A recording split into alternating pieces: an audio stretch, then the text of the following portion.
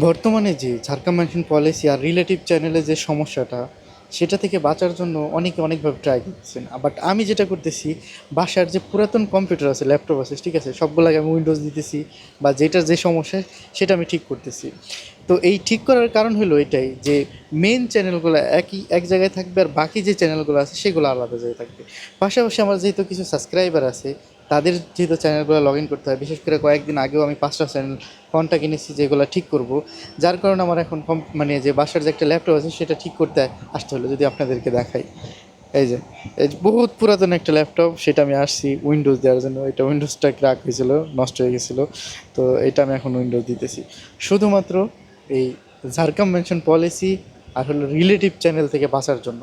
কারণ বলা যায় না যে কোন সময় কোন চ্যানেলটা রিউজ বা ঝাড়খণ্ড মেনশন পলিসিতে রিমুভ হয়ে যায়। তো বাঁচার এই একটাই উপায় আছে। একে তো হয়েছে যে অ্যাডসেন্স অ্যাকাউন্ট আলাদা রাখতে হবে, জিমেইলে ফোন নাম্বার আলাদা রাখতে হবে, এবং কি একটা জিমেলের সাথে আরেকটা জিমেল কোনোভাবে রিকভারিতে অ্যাড থাকা যাবে না। পাশাপাশি অন্ততপক্ষে ইন্টারনেটটা সেম হইলেও মোটামুটি যে ল্যাপটপটা বা ডিভাইসটা যাই হোক না কেন সেইটা আলাদা রাখতে হবেই। তো যারা এখন বর্তমানে কাজ করতেছেন একাধিক চ্যানেল নিয়ে, তারা এই কাজটা করতে পারেন যে অন্ততপক্ষে পুরাতন হোক নতুন হোক, আলাদা আলাদা ডিভাইসে আপনাদের চ্যানেলগুলো আপনারা রাখতে পারেন। না হয়তো যে কোনো সময় আপনাদের চ্যানেলটা রিমুভ হয়ে যেতে পারে বা টার্মিনেট হয়ে যেতে পারে।